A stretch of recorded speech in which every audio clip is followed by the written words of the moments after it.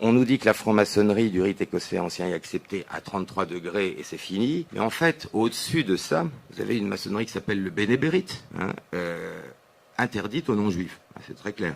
Interdite aux non-juifs, seuls les juifs de sang de la mer, etc., peuvent y rentrer, et il se trouve que, alors, ils répondent, non, mais ça n'a pas de lien, etc.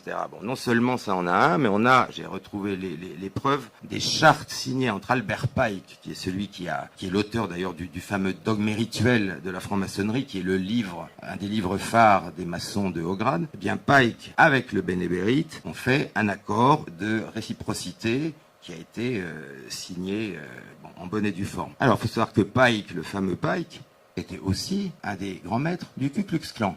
Mais attendez, vous n'êtes pas au bout de vos surprises.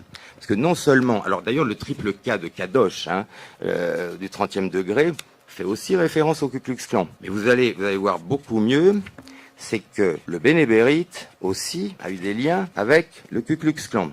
Les bénébérites ne sont qu'un pis-aller. Partout, la maçonnerie peut avouer sans danger qu'elle est juive par nature et par fin, des loges ordinaires suffisent à la tâche. Alors là, je donne mes sources, évidemment, cet extrait du Bénébérite Magazine, du volume, je crois, 63, voilà, signé par le frère Magnien, etc., etc. La maçonnerie est une institution juive dont l'histoire, les degrés, les fonctions, les mots de passe et le catéchisme sont juifs du début à la fin, à l'exception d'un grade intermédiaire et de quelques mots dans l'engagement. Ça, ce sont les publications de Jewish Society à Philadelphie, 3 août 1855.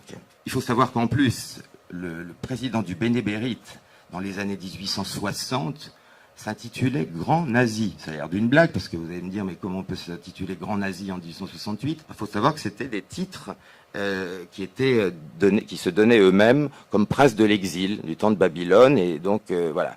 Alors ça, je pense, c'est quand même intéressant. Donc le grand secrétaire s'appelait Grand Sar, et le grand président s'appelait Grand Nazi. Bon.